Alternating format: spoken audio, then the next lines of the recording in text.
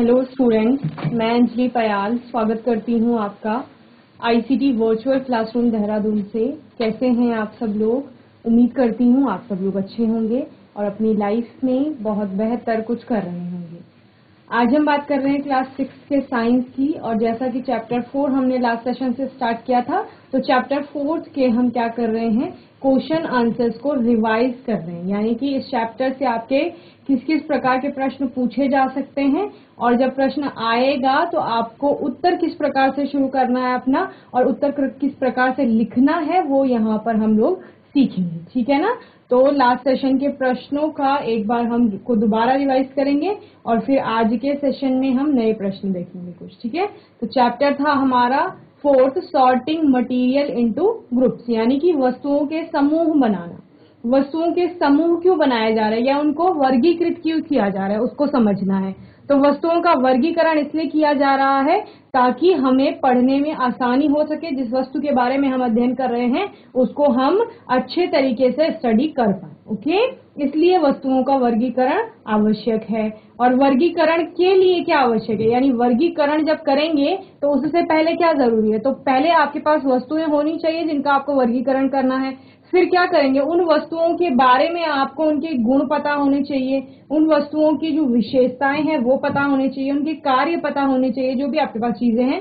तो उसके आधार पर आप क्या करेंगे, वर्गीकरण करेंगे। ठीक है? फिर वर्गीकरण क्यों किया जाता है, तो किसी भी चीज का व्यवस्थित अध्ययन करने के लिए या उसको सिस्टमेटिक वे में समझने के लिए क्या किया जाता है, वर्गीकरण किया जाता है। इतना सब समझ लिया था चैप्टर में, और प्रश्नों के उत्तर जो हमने लास्ट सेशन में किए थे वो यहाँ पर आपको बताए जाएंगे। ठीक है? जीआईसी भटकोला, आवाज आ रही है सभी को? हैंड रेज करिए, आवाज आ रही है तो। ओके, प्रश्न पूछे जाएंगे तो आप लोग आंसर करेंगे। बताइए, what do you mean by classification? वर्गीकरण क्या है, या वर्गीकरण से आप क्या समझते हैं? जीआईसी भटकोला, जीआईसी बछुआ बाण, कौन आंसर करेगा? जल्दी आंसर करिए। जीआईसी बछुआ बाण, what do you mean by classification, यानी वर्गीकरण से आप क्या समझते हैं? वर्गीकरण यानी कि जो समूहीकरण आप कह रहे थे, जिसमें ग्रुपिंग कह रहे थे, उससे आप लोग क्या समझते हैं? ठीक है ना? तो उसको बताना है। कौन आंसर करेगा, जल्दी बताइए। किसी ने पढ़ा नहीं घर पे जाकर? What do you mean by classification, वर्गीकरण क्या है? तो अभी मैंने बताया वर्गीकरण क्या होता है। जब आप वस्तुओं को समझते हैं, उनके समान गुणों के आधार पर उनको एक वर्ग में रखते हैं, तो इसी को वर्गीकरण कहा जाता है। ठीक है ना? इसके अलावा समूहीकरण या छटाई भी इसे कहा जाता है, यानी कि वस्तुओं को छांट करके आप अलग अलग जगह रख रहे हैं। ठीक है? तो इसी को क्या कहा गया, वर्गीकरण कहा गया। ओके, इसके अलावा नेक्स्ट क्वेश्चन क्या पढ़ा था, what is the need for classification? Classification क्यों आवश्यक है या उसके लिए क्या आवश्यक है? जब आप वर्गीकरण करेंगे तो वर्गीकरण के लिए पहले आपके पास क्या होनी चाहिए, तो पहले आपके पास वस्तुएं होनी चाहिए जिनको आप वर्गीकृत करेंगे। दूसरा, आपको उन वस्तुओं के बारे में कुछ पहले से प्रीवियस नॉलेज होना चाहिए, यानी पहले से ही पूर्व ज्ञान वस्तुओं का है आपके पास। पूर्व ज्ञान में क्या आएगा कि आपने वस्तुओं को देखा है, उनमें कुछ गुण होंगे, उनकी कुछ विशेषताएं होंगी, उसके आधार पर उनको क्या किया जाएगा, क्लासिफाई किया जाएगा। ओके, चलिए नेक्स्ट क्वेश्चन था आपका, तो क्या क्या दिया गया, आइडेंटिफिकेशन ऑफ ऑब्जेक्ट यानी पहचान होनी चाहिए, सॉर्टिंग ऑफ ऑब्जेक्ट प्रकार जो होंगे, लोकेटिंग थिंग्स यानी वस्तुओं को आप कैसे रखेंगे उसके आधार पर, understanding similarity and dissimilarities among object यानी कि वस्तुओं के बीच कुछ समानताएं होंगी और कुछ भिन्नताएं होंगी, उनको आपको समझना है, और making the study of object easy and more meaningful. ठीक है? यानी कि किसी भी चीज का अध्ययन उसको और अधिक सार्थक बनाता है अगर उसका वर्गीकरण कर दिया जाए। ठीक है? यानी जिस प्रकार से हम पेड़ पौधों को एक कैटेगरी में रख रहे थे पादपों की, और वहीं पर जो आपके एनिमल्स थे, जानवर थे, उनको जंतु की कैटेगरी में रख रहे थे, तो पादपों और जंतुओं में हमने वर्गीकृत किया किसको, सजीवों को या जीवों को वर्गीकृत किया। ठीक है? तो वो क्यों आवश्यक था, क्योंकि पेड़ पौधों के सबके गुण लगभग एक समान होंगे, इसलिए उनको एक कैटेगरी में रखा गया। वहीं जंतुओं के कुछ गुण समान हैं या जितने भी गुण हैं वो लगभग समान है, तो उनको एक कैटेगरी में रखा गया। तो इससे क्या हो गया, आपको अलग अलग पर्टिकुलरली एक एक पेड़ को, एक एक जंतु को पढ़ना नहीं पड़ा। आपने पूरा एक ग्रुप पढ़ लिया कि पेड़ ये होते हैं, पादप ये होते हैं। वहीं पर आपने जंतुओं का एक ग्रुप पढ़ लिया कि ये जंतु होते हैं। तो इसीलिए वर्गीकरण किया गया। क्यों? आपके अध्ययन को सार्थक बनाने के लिए किया गया, या फिर सिस्टमैटिक वे में एक व्यवस्थित ढंग से आप अध्ययन करें, उसके लिए वर्गीकरण आवश्यक है। जिस प्रकार मैंने लास्ट सेशन में भी आपको बताया था कि क्या होता है, जैसे कि 6 to 12 अगर आपका स्कूल है तो वहां पर अलग अलग क्लासेस आपको मिलती हैं। तो ये किसके आधार पर होता है? ये आपकी एज के अकॉर्डिंग, आपकी आयु के अनुसार वर्गीकरण किया गया है कक्षाओं में। और एक क्लास में आप देखेंगे 6 क्लास के स्टूडेंट है तो लगभग सारे स्टूडेंट जो होंगे वो एक समान आयु के होंगे, ठीक है। वहीं पर 7th क्लास के बच्चों का लगभग समान आयु होगी, तो वहां पर उनका जो मानसिक स्तर है वो भी लगभग समान होगा। ओके, तो हम क्या कह रहे हैं कि उनकी आयु के आधार पर, उनकी मानसिक स्तर के आधार पर, या जो उनकी क्षमताएं हैं उसके आधार पर उनको क्लासिफाई किया गया। और किसमें? क्लासेस में, अलग अलग क्लासेस में। तभी आप क्या देखते हैं, 6 to 12 चलेंगे तो 6th क्लास और 12th क्लास के बीच में आपको बहुत ज्यादा डिफरेंस देखने को मिलेगा। वो एज का होता है, मेंटल लेवल का होता है, या फिर बौद्धिक क्षमताओं का होता है। तो किसी न किसी प्रकार से उनमें भिन्नताएं हैं, तो उन्हें अलग अलग वर्गों में विभाजित कर दिया गया। अगर ऐसा नहीं करते, सारे बच्चों को एक ही क्लास में बिठाते, तो ये क्या हो जाता? ये एक व्यवस्थित अध्ययन का तरीका नहीं है। इसमें क्या होता? इसमें बहुत सारी प्रॉब्लम्स आती हो। कोई टॉपिक किसी बच्चे को समझ नहीं आता क्योंकि उसका एज का फैक्टर वहां पर है। और क्या हो सकता है? मानसिक स्तर के आधार पर, बौद्धिक क्षमताएं हम कह रहे हैं उनके आधार पर। तो इस प्रकार से क्लासिफिकेशन किसी भी चीज का किया जाना आवश्यक होता है, और वो हमें एक व्यवस्थित अध्ययन की ओर अग्रसर करता है और हमें बहुत अच्छे से किसी भी चीज को समझने में मदद करता है। ठीक है, चलिए प्रश्न संख्या 3 था, why is mercury used in making thermometer. तो जब हम थर्मामीटर बनाते हैं तो उसमें पारे का उपयोग क्यों किया जाता है? तो पारा आपकी एक धातु है।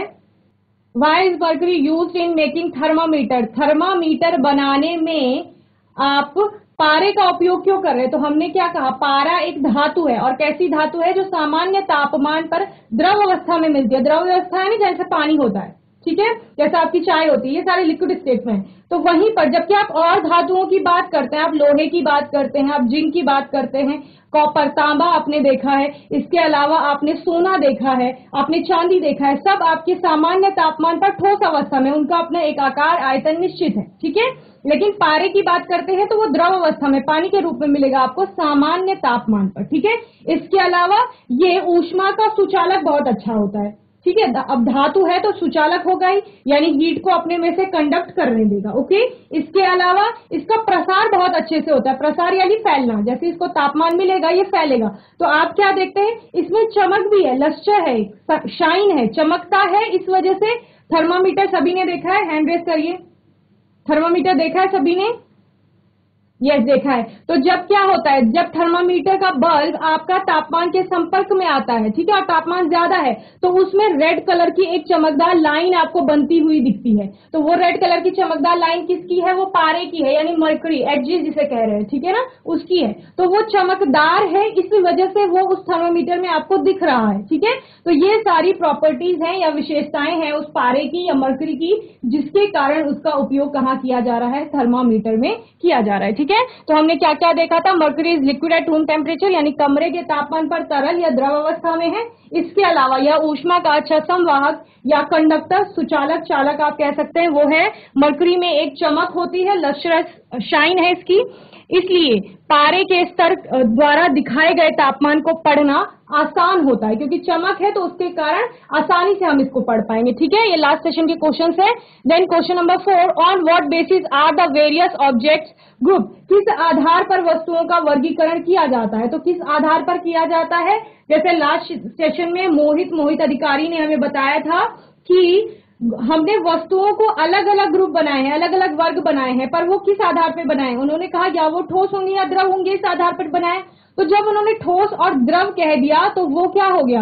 वो पूर्ण रूप से अपने आप में वर्गीकृत हो गई, क्योंकि ठोस के अपने गुण हैं, तो कठोरता वहां पर आएगी। और क्या आएगा? आपका बहने का गुण हो सकता है, और वो किस प्रकार से घुल रहे हैं पानी में विलेयता के आधार पर। तो आपने कहा कि जैसे पत्थर है, ईंट है, उनको हमने एक कैटेगरी में रखा, वहीं पानी हो गया, चाय हो गया, इसको हमने एक कैटेगरी में रखा है। तो क्यों? क्योंकि आपने कहा पत्थर, ईंट ये सारे कैसे हैं, कठोर हैं, इन पे अगर हम इनको दबाएंगे तो इजीली दबते भी नहीं है। लेकिन वहीं अगर पानी और चाय की बात करें, इनमें बहने का गुण है, ठीक है, इनका आकार क्या है, अनिश्चित है, आयतन निश्चित होगा, तो ये द्रव अवस्था में आएंगे। तो ये हमारे आधार हैं जिनके आधार पर जिनको हम ध्यान में रखते हुए क्या करते हैं, वर्गीकरण करते हैं। ठीक है, तो जब आप वस्तुएं एक साथ आपको बहुत सारी मिल गई, जैसे कि आपको फ्रूट्स मिल गए, वेजिटेबल्स मिल गई, सारी एक साथ मिल गई, तो आपने क्या किया, आपने फ्रूट्स को एक कैटेगरी में रखा। क्यों? क्योंकि इनको हम ऐसे ही खा सकते हैं। लेकिन वेजिटेबल्स को आपने दूसरी कैटेगरी में रखा, आपने कहा इनको तो हम पकाकर जब इनको प्रॉपर एक रेसिपी के थ्रू जाएंगे तभी इनको हम खाएंगे। ठीक है, तो दो कैटेगरी अलग अलग बना ली। वहीं जैसे आप सिंपली मार्केट से बहुत सारा सामान घर का खरीद के लाते हैं, फिर क्या करते हैं, फिर आप वर्ग बनाते हैं कि इतना सामान किचन का है, ये किचन में जाएगा, ये वॉशरूम का है, वॉशरूम में जाएगा, ये बेडरूम का है, ये बेडरूम में जाएगा, इसके अलावा ड्राइंग रूम का या किसी भी रूम का आप सामान। तो इस प्रकार से अलग अलग आपने क्या कर दिया, वर्गीकरण कर दिया चीजों को। तो उसके लिए आपने एक आधार माना होगा। तो वही आधार की बात कर रहे हैं साइंस में कि आधार क्या होगा, सबसे पहला आधार उनका साइज होगा कि आकार के आधार पर आपने क्या कर दिया, चीजों को वर्गीकृत कर दिया। शेप के आधार पर, आकृति किस प्रकार की है उस आधार पर। कलर, रंग के आधार पर आप क्या कर सकते हैं, वर्गीकरण कर सकते हैं। वहीं कठोरता के आधार पर आप कर सकते हैं। पानी में घुलनशील कौन कौन सी चीजें हैं उसके आधार पर आप वर्गीकरण कर सकते हैं। चुंबक के प्रति आकर्षण, यानी कुछ वस्तुएं होती हैं जो चुंबक के प्रति आकर्षित होती हैं, कुछ आकर्षित नहीं होती हैं, तो उस आधार पर भी आप वर्गीकरण करते हैं। और ऊष्मा के चालन के आधार पर, यानी कुछ वस्तुएं होंगी जिसमें ऊष्मा चलेगी, बहेगी, और कुछ होंगी जिनमें ऊष्मा का चालन नहीं होगा। जैसे कि आप क्या कहते हैं, जैसे आप कहते हैं कि मेटल, धातु का कोई बर्तन है, तो उसके ऊपर के सिरे, जैसे सिंपल कढ़ाई का एग्जांपल ले लो, कढ़ाई में नीचे तले पर आंच लग रही है लेकिन ऊपर कढ़ाई के हैंडल गर्म हो जाते हैं, तो क्योंकि ऊष्मा का चालन हो रहा है। वहीं लकड़ी एक सिरे से जल रही है, दूसरे सिरे से आप इजीली पकड़ लेते हैं, तो उसमें ऊष्मा का चालन नहीं हो रहा है। तो इस आधार पर भी वर्गीकरण हो सकता है। और पारदर्शिता के आधार पर, यानी ट्रांसपेरेंसी, कोई चीज ट्रांसपेरेंट होता है, जैसे कांच है तो कांच से आर पार दिखाई देता है, हवा में भी आर पार दिखाई देता है। लेकिन अगर यहीं पर कोई कलरफुल शीट लगा दे हम, जैसे प्लास्टिक लगा दिया, लकड़ी लगा दिया, तो वो अपारदर्शी चीजें हों, उनसे हमें आर पार दिखाई नहीं देता। तो पारदर्शिता के आधार पर भी आप क्या करते हैं, चीजों का वर्गीकरण करते हैं। ठीक है, और क्या देखा था लास्ट सेशन में, हमें वस्तुओं के समूहीकरण की आवश्यकता क्यों है। तो मैंने आपको बताया आवश्यकता इसलिए है कि ताकि हम इजीली हैंडल कर पाए चीजों को। ठीक है, जैसे कि हमारे पास बहुत सारे तत्व आ गए थे, तो हमने क्या कहा, कुछ को हम धातुओं में रखेंगे, कुछ को अधातुओं में रखेंगे। तो इससे क्या हो जाएगा, इससे हमारा अध्ययन व्यवस्थित हो जाएगा। ठीक है, समूहीकृत क्या करता है, हमें आसानी से पढ़ने में मदद भी करता है। ठीक है, कि हम किसी चीज को आसानी से अध्ययन कर सकें या हम आसानी से पढ़ सकें। फिर दूसरा, तुलना कर सकते हैं, आप दो चीजों की कंपेयर कर सकते हैं। अंतर लिखने के लिए आता है ना कि इसके और इसके बीच में अंतर लिखिए, तो वो आप तभी बता सकते हैं जब आपने चीजों को वर्गीकृत किया है। ओके, तो इस प्रकार से किसी भी वस्तु को समझने के लिए, उसके गुणों को समझने के लिए, विशेषताओं को समझने के लिए, या अगर आपको किन्हीं भी दो चीजों को कंपेयर करना है, उसके लिए समूहीकरण, ग्रुपिंग आवश्यक होती है। ठीक है, चलिए प्रश्न संख्या 6 है, how does the grouping of objects help the shopkeeper. यानी कि एक दुकानदार है और वो वस्तुओं के समूह बना रहा है, तो उसके लिए वह ग्रुपिंग कैसे मदद करेगी, उसकी किस प्रकार से सहायता करेगी, ये आपको बताना है। कौन आंसर करेगा, जीआईसी भटकोला, जीआईसी पाखू, बताओ।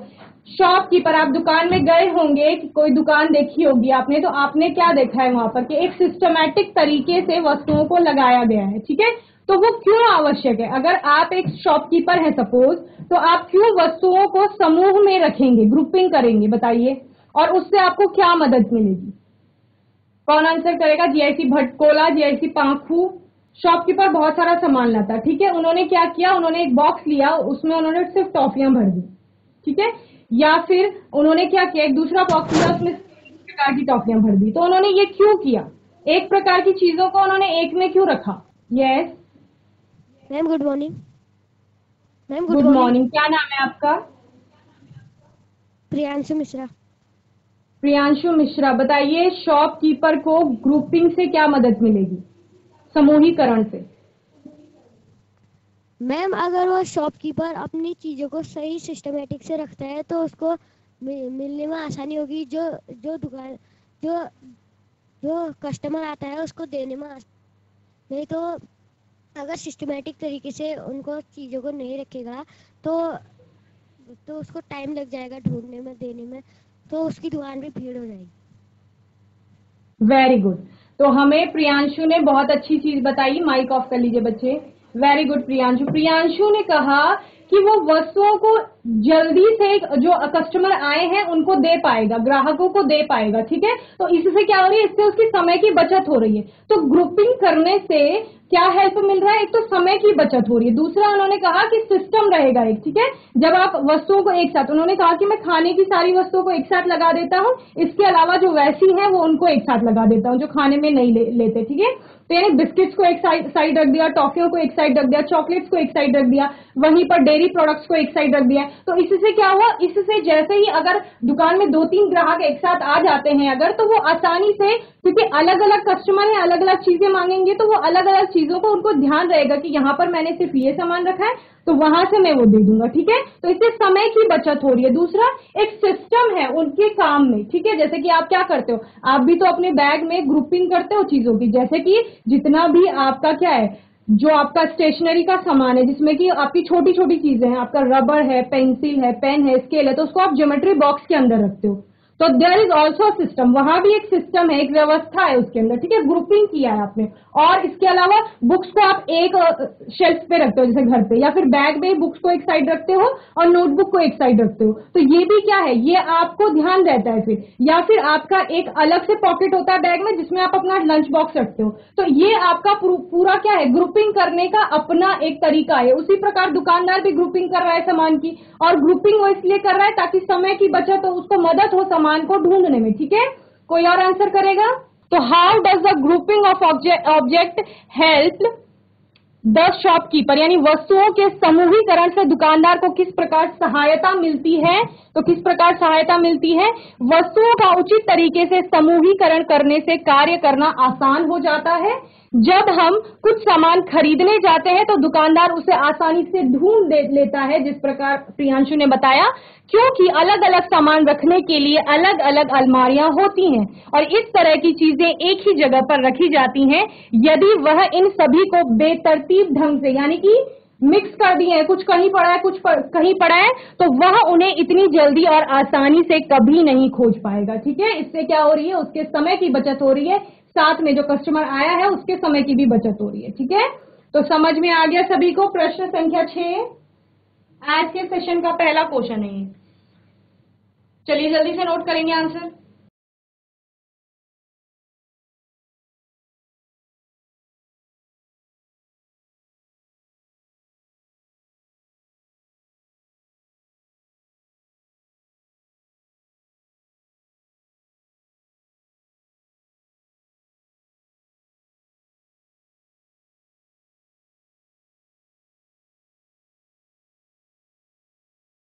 चलिए प्रश्न संख्या 7, name the various materials from which following things can be made. अच्छा, ये क्वेश्चन आपके लिए है, आपको ही आंसर करना है। Name the various materials from which following things can be made, यानी कि यहां पर आपको कुछ चीजें बताई गई हैं, ये चीजें किस पदार्थ से बनाई जाती हैं, या किन, ये वस्तुएं जो है ये किन चीजों से बनती हैं, ये आपको बताने। जैसे शू है, आपके जो जूते होते हैं वो किस पदार्थ से बनते हैं या किस चीज से बनते हैं, वो आपको बताना है। किन किन चीजों से, बहुत सारी चीजों से बन सकते हैं। चेयर है, किन किन चीजों की आपने चेयर देखी है? कॉइन, सिक्के हो गए। यूटेंसिल्स, बर्तन किस किस चीज के देखे हैं। इसके अलावा कपड़े आपने किन किन प्रकार के देखे हैं, तो वो आपको बताने हैं। चलिए कौन आंसर करेगा? GIC Diktoli. Good morning ma'am. Very good morning. क्या नाम है? संजना। संजना, बताइए। शूज, पहला आपका वस्तु है शूज। शूज किस किस चीज के बनते हैं बताइए? चमड़े से यस, और कपड़े से। कपड़े से। वेरी गुड, सिट डाउन बच्चे। और कोई चीज बताएंगे आप इसके अलावा? और कौन आंसर करेगा? GIC Bhatkola. Good yes, morning ma'am. बोलिए अभी। Very good morning. प्लास्टिक और लकड़ी का बनता है। Yes, very good. क्या नाम है आपका? Bhavesh Joshi. Bhavesh Joshi, very good. Chair आपकी, आपने कहा प्लास्टिक से बनती है, लकड़ी से भी बनती है। और कोई आंसर करेगा? बताइए। किसी और को माइक दे दो, आप ही के बगल में एक बच्चे बैठे हैं, उनको माइक दे दो। राइट में है जो आपके। मैम और क्लोथ्स भी कपड़े के बनते हैं, कपड़े के। हाँ, कपड़े के बनते हैं, ठीक है। किसी और को दे दो mic. Very good. Ma'am coins बनते हैं आयरन के। आयरन के। मैम लोहे के बनते हैं कॉइन्स। लोहे के। हाँ जी। और मैम बर्तन बर्तन स्टील के होते हैं, तांबे के होते हैं, पीतल के भी होते हैं। Very good. मैम चांदी के भी होते हैं। हाँ, चांदी के भी होते हैं, सोने के भी बना सकते हैं आप, ठीक है। Yes ma'am. Yes, very good. तो प्रियांशु और भावेश ने हमें बहुत अच्छे से आंसर किया, संजना ने हमें बहुत अच्छे से आंसर किया। जीआईसी पाखू, जीआईसी पाखू, बताइए गुड क्या मॉर्निंग नाम है मैम। आपका? Very good morning. क्या नाम है? तनुजा। तनुजा। तनुजा। तनुजा, हमने लास्ट से लास्ट सेशन में कपड़े बनाए थे ना, कपड़े बनाने सीखा था हमने, तो बताइए कपड़े किस किस चीज के देखे हैं आपने? रेशम। रेशम के, वेरी गुड। कॉटन। कॉटन। कपास। हाँ, कॉटन कपास से होता है, कॉटन को हिंदी में कपास कहते हैं, ठीक है। सूती जिसे कहते हैं, सूती वस्त्र। ऊन। ऊन के, वेरी गुड। और कोई आंसर करेंगे? Shoes, chair, coin, utensil, cloth, जो किसी और ने आंसर ना किया हो इन सभी में। बॉयज को दे दो माइक, जीआईसी पाखू में। Good morning ma'am. Very good morning. क्या नाम है? मैम सुजल। सुजल। सुजल, बताइए और कौन से किस वस्तु के बारे में बताएंगे? मैम कॉइन, चांदी, लोहे और सोने आदि चीजों के बनते हैं। Very good. और बर्तन, यूटेंसिल्स। मैम लोहे, तांबा, पीतल। चलिए, very good, sit down. Diktoli answer करेंगे? कोई बच्चा आंसर करेगा? क्या नाम है आपका? मैम दीपक। मैम दीपक दीप कुमार। दीपक कुमार। दीपक, बताइए कौन सा आंसर करेंगे? Ma'am shoes. शूज, बताइए शूज किससे बनते हैं? मैम कपड़े, कपड़े प्लास्टिक, से, प्लास्टिक से, चमड़ा। चमड़ा, मैम रबड़ रबर, वेरी गुड। आदि चीजों से बनते हैं।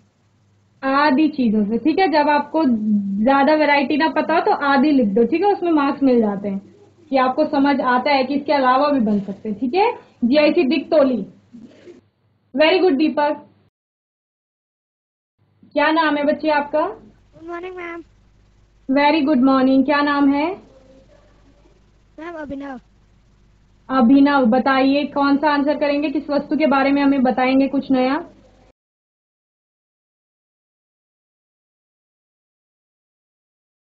हमारे पास शूज हैं, मैम जूते, बर्तन। बर्तन। बर्तन, बताइए बर्तन किससे बनते हैं? मैम तांबे के तांबे के, और तांबे और लोहे के। लोहे के, मैम सोने के, सोने के, पीतल और पीतल, चांदी। चांदी। चांदी, मैम मिट्टी के। मिट्टी के, वेरी गुड। मैम आदि आदि के बनते हैं। आदि के बनते हैं, तो आदि कोई चीज पदार्थ नहीं है, ठीक है, ये ऐसे ही लगाया जाता है एक्स्ट्रा में। इसके अलावा भी और चीजें आती है कि जिनको, तो हर जगह आदि नहीं लगाना है आपको, ओके। वेरी गुड अभिनव, सिट डाउन। तो हमें सारे बच्चों ने, देखो माइक ऑफ कर लो, सारे बच्चों ने कितने अच्छे आंसर किए। जब मैं बोलती हूँ आपको कि आप आंसर करिए तो आपको उतना आत्मविश्वास, उतना कॉन्फिडेंस लाना है आपको सिर्फ एक माइक ऑन करना है और आपको बोल देना है, जैसे आप ऑफलाइन क्लास में बोलते हैं। इसके अलावा जैसे अपने फ्रेंड सर्कल में बोलते हैं, घर में तो कितना ही बोलते हैं, परेशान कर देते हैं सबको, घर वालों को, तो वैसे ही बोलना है ताकि मैं परेशान हो जाऊं आपके आंसर सुन सुन के, ठीक है। तो क्या हमें जूते हमने किस किस प्रकार के चीजों से बने हुए देखे हैं? आपने ही कहा कि लेदर के भी बने हुए हैं, रबर के भी हैं, यहाँ पर कपड़े कैनवस के बने हुए शूज होते हैं, प्लास्टिक के बने हुए अलग अलग प्रकार का प्लास्टिक आता है उससे बने हुए शूज हो सकते हैं। चेयर की बात कर रहे हैं, कुर्सी आपकी लोहे की मेटल की बनी हो सकती है, किसी लकड़ी की बनी हो सकती है, प्लास्टिक की बनी हो सकती है, ठीक है। कॉइन सिक्कों की बात करें तो सोना, चांदी, तांबा, पीतल, किसी की भी आपके सिक्के बने हुए हो सकते हैं, ठीक है, लोहे के। यूटेंसिल्स, बर्तन, बर्तन तो आपने इतने सारे देखे हैं।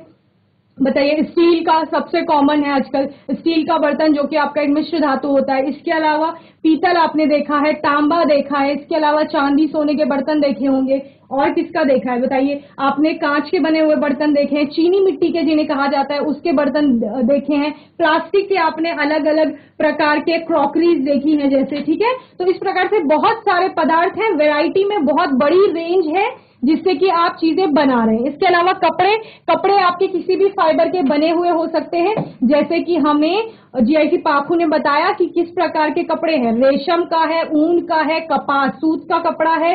इसके अलावा क्या है, जूट के हो सकते हैं, रेयॉन, पॉलिस्टर, आपका नायलॉन हो सकता है, ठीक है। तो किसी भी प्रकार का फाइबर चूंकि आपने पढ़ लिया है तो आपको ये सब चीजें समझ में आ जाएंगी, ठीक है।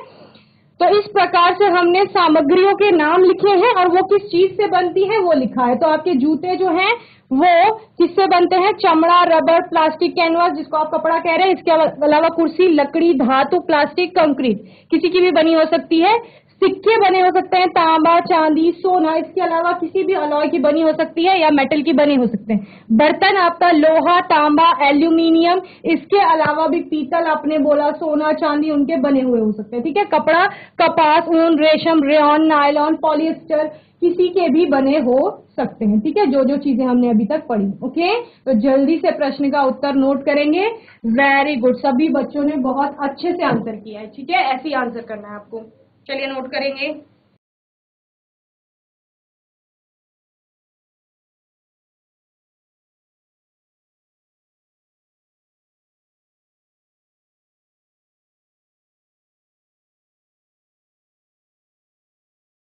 चलिए नेक्स्ट क्वेश्चन देखते हैं, जल्दी जल्दी नोट करेंगे, ठीक है। Name any four material that can be use to make school bags, ठीक है। 4 चीजों के नाम बताने हैं जिनसे कि आपके स्कूल बैग बने हुए होते हैं। कोई आंसर करेगा? स्कूल बैग किसके बने हुए होते हैं? आपका स्कूल का बैग होगा ना जिसमें आप अपनी नोटबुक्स अपना सारा सामान रख के लाते हैं, वो किस चीज से बने हुए होते हैं बताओ? सुजल, जेसी पाखू। प्लास्टिक, कपड़े, चमड़े, स्टील, इन चीजों से बने होते हैं। स्टील का बैग, स्टील उसमें यूज होता है, जैसे जिप वगैरह लगी हुई होती है तो उसमें मेटल यूज हो सकती है। हाँ वेरी गुड, मैम ठीक है, chain. Very good Sujal, sit down. तो इस प्रकार से हमने क्या कहा कि आपका कपड़े के बैग हो सकते हैं जिसमें कि आपका कपास आ जाएगा, जूट, नायलॉन, प्लास्टिक का हो सकता है, धातु या मिश्र धातु जो कि हमें सुजल ने बताया स्टील, मिश्र धातु, ठीक है।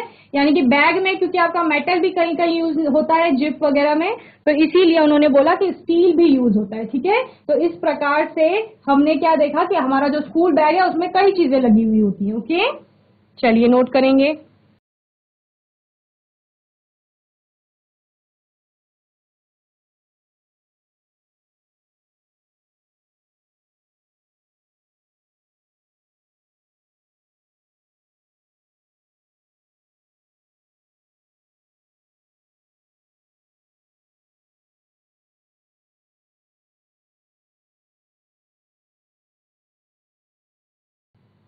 बच्चे विज्ञान के अंतर्गत आप रसायन विज्ञान को पढ़ते हैं, केमिस्ट्री को, जिसके हम चैप्टर्स यहाँ पर रिवाइज कर रहे हैं, तो उसमें यही सब चीजें आती हैं आपकी, ठीक है।